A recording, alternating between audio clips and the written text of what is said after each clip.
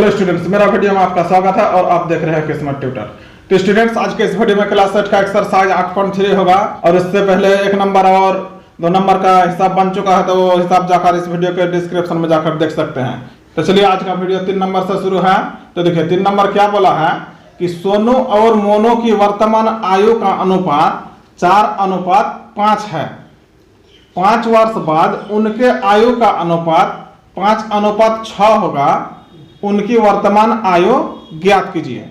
यहाँ पर सवाल समझिए कि सोनू और मोनू की वर्तमान आयु कितना है, 4:5 है। 5 वर्ष बाद उनकी आयु का देखिए, यहाँ से 5 वर्ष बाद उनकी आयु का अनुपात कितना होगा, 5:6। तो उनका अभी मतलब वर्तमान आयु कितना है। तो चलिए पहले वर्तमान आयु कितना है अभी अनुपात में वो लिख लीजिए। तो यहाँ पर मान लीजिए कि माना सोनू की वर्तमान आयु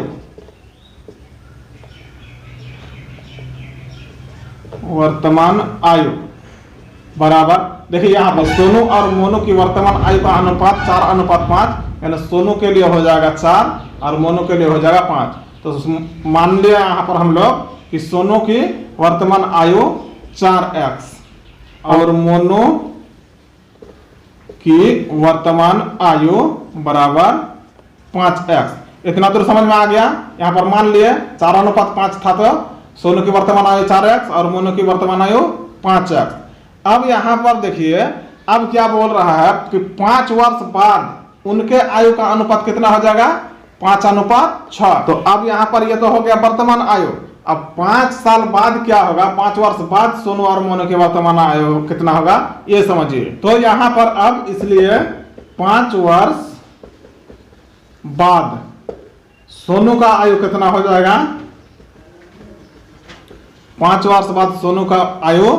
यहां पर अब एक बात समझिए, अभी है वर्तमान में 4x, तो 5 वर्ष बाद क्या होगा। तो इसको समझने के लिए एक्स्ट्रा समझिए, यदि अभी आपका उम्र है 14 वर्ष, तो 5 वर्ष बाद कितना होगा आपका उम्र, मान लीजिए। तो 5 वर्ष बाद क्या होगा, 19 वर्ष होगा। तो यहां पर यानी क्या हुआ, 5 जुड़ रहा है यानी 19 हो गया।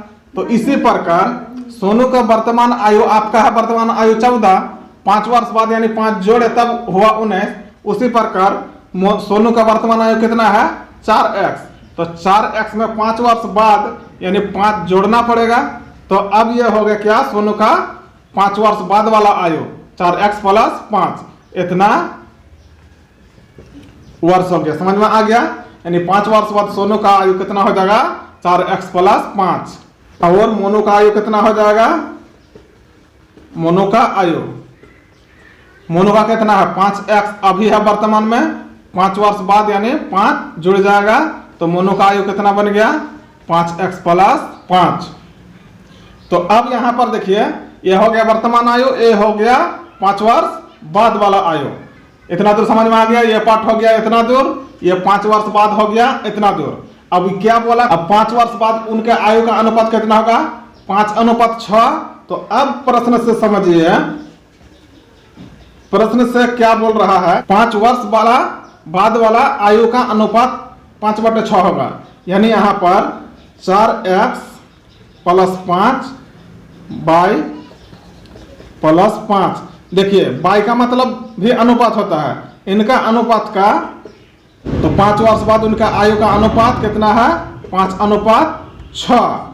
तो यहाँ पर अनुपात को बट्टे के रूप में भी लिख सकते हैं। तो 4x + 5 y 5x + 5 बराबर 5:6 यानी 5/6।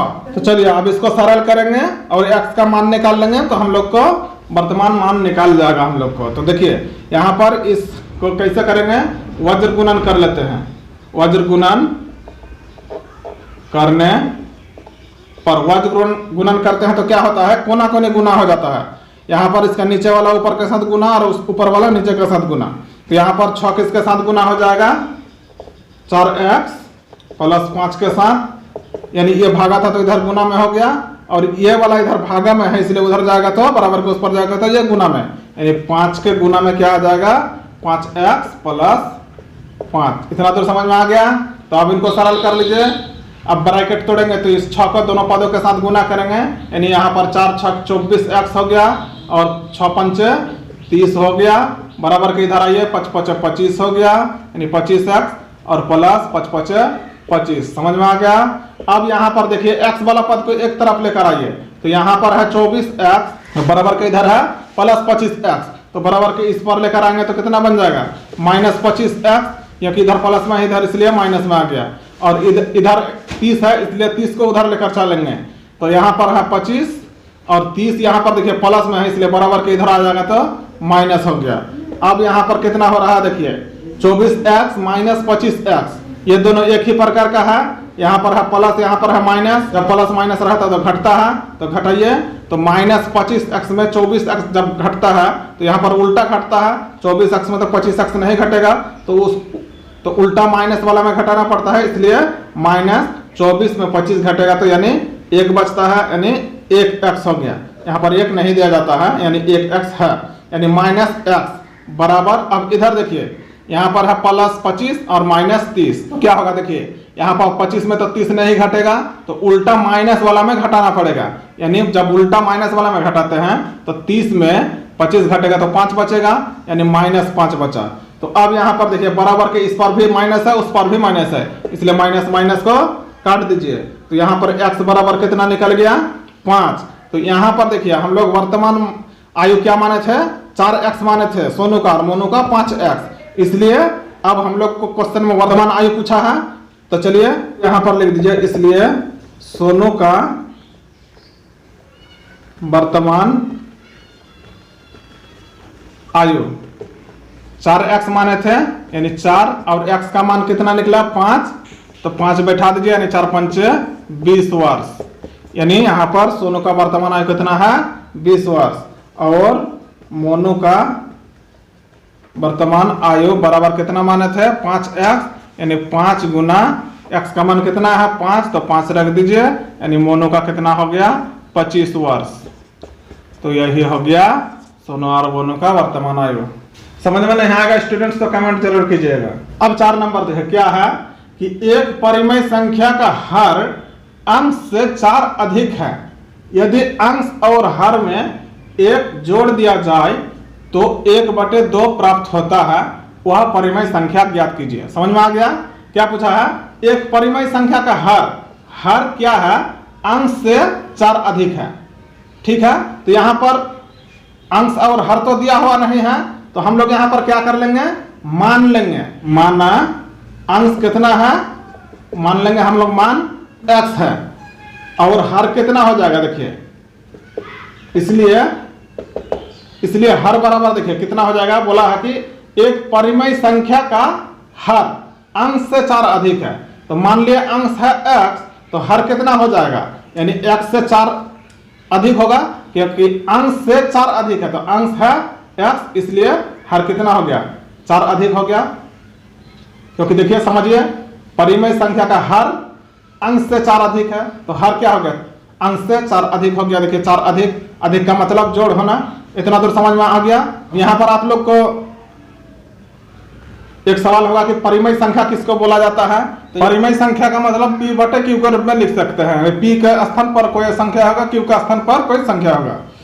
ऊपर वाला को बोला जाता है अंश और नीचे वाला को बोला जाता है हर।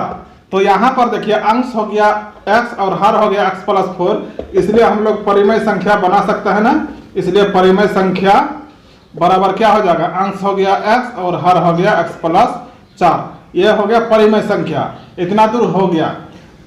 अब यहां से समझिए यदि अंश और हर में 1 जोड़ दिया जाए तो कितना प्राप्त होता है 1/2 प्राप्त होता है। अब यहां से प्रश्न से समझिए, प्रश्न से क्या बोल रहा है कि अंश और हर में 1 जोड़ देते हैं तो 1/2 प्राप्त होता है, इसलिए यानी x में 1 जोड़ दिए और हर में देखिए x+4 तो हर हो, इसमें भी 1 जोड़ दिए तो कितना प्राप्त होता है 1/2, यानी 1/2 हम लोग को मिल गया। देखिए x+4 बटे x+4+1 बराबर हम लोग को मिल गया क्या 1/2। इतना बात समझ में आ गया।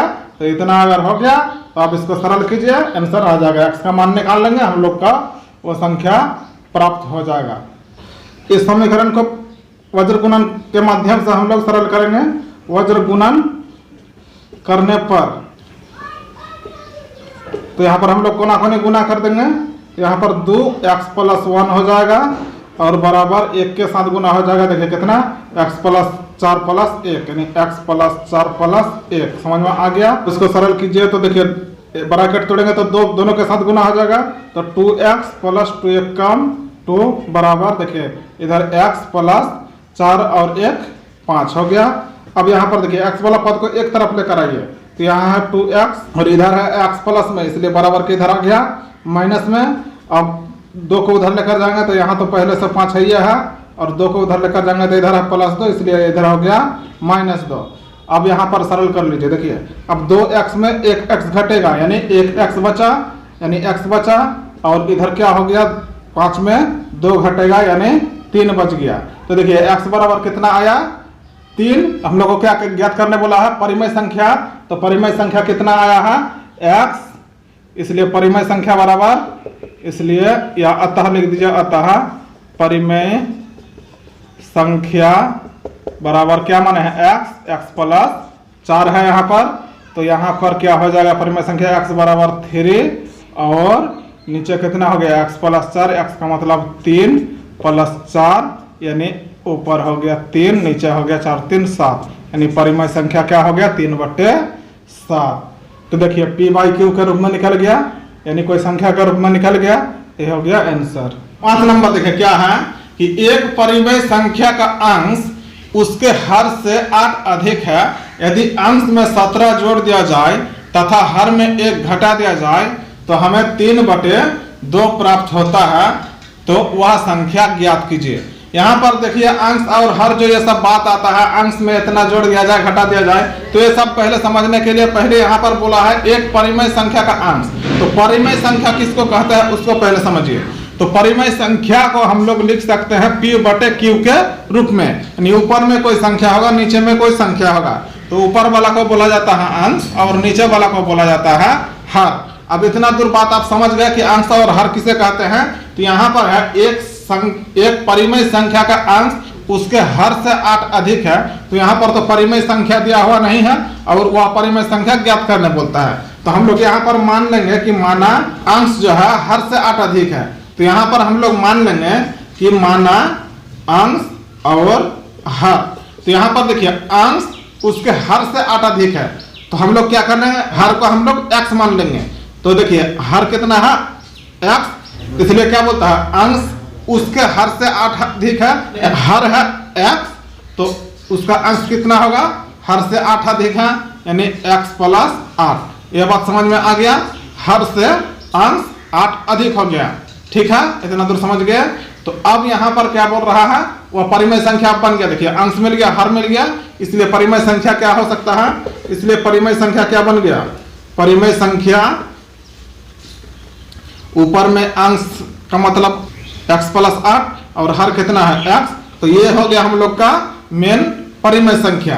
अब इसमें क्या बोलता है कि यदि अंश में 17 जोड़ दिया जाए, यानी अंश में 17 जोड़ दिया जाए, तो प्रश्न से अब समझिए प्रश्न क्या बोलता है कि अंश में 17 जोड़ दिया जाए यानी x + 8 + 17। देखिए अंश में 17 जोड़ दिया जाए तथा हर में 1 घटा दिया जाए, हर कितना है x, यानी x में 1 घटा दिया जाए तो कितना प्राप्त होता है 3/2, यानी 3/2 हम लोग को प्राप्त हो गया। ये बात बराबर है कि अंश में 17 जोड़ दिए और हर में 1 घटा दिए तो हम लोग का कितना मिल गया 3/2।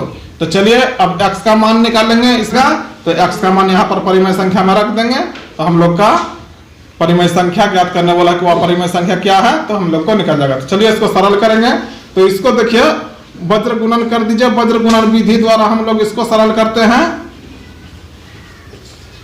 वज्र गुणन में ये भागा वाला आ जाएगा ऊपर के गुना में, और यहाँ पर ये भागा वाला है बट्टे वाला है, तो उधर चल जाएगा बराबर के उस पर, तो ये चल जाएगा गुना में। तो चलिए कर दीजिए वैसे ही। तो यहाँ पर 2 क्या हो जाएगा, इधर वाला के गुना में आ गया, यानी x + 8 + 17 बराबर इधर 3 है और इधर है भागा में, इसलिए उधर जाएगा तो गुना में, यानी x - 1। इतना दूर समझ में आ गया। तो चलिए अब इनको गुना कर दीजिए। तो यहाँ पर एक लाइन बढ़ा दीजिए, 2x + 17 और 8 कितना हो जाता है 25, बराबर इनको गुना कर दीजिए 3x माइनस 3 एक कम 3, समझ में आ गया। दोनों के साथ गुना कर दिया 3 को। अब यहाँ सरल कर लीजिए, देखिए ये 2 फिर दोनों पद के साथ गुना होगा तो कितना हो जाएगा 2x प्लस ये 2 फिर 25 के साथ गुना होगा तो कितना हो जाएगा 50 बराबर इधर कितना है 3x माइनस 3। अब x वाला को एक तरफ लेकर आइए तो यहाँ है 2x, इधर है 3x प्लस में तो इधर आ जाएगा तो 3x माइनस में आ गया, और 50 को उस बार उधर लेकर चलिए तो इधर है -3 और इधर है +50 तो इसलिए उधर जाएगा तो कितना हो गया -50 में। तो अब यहाँ पर देखिए +2x माइनस 3x, एक प्लस में एक माइनस में तो घटेगा, तो उल्टा 3x में 2x घटेगा तो -1x बचेगा।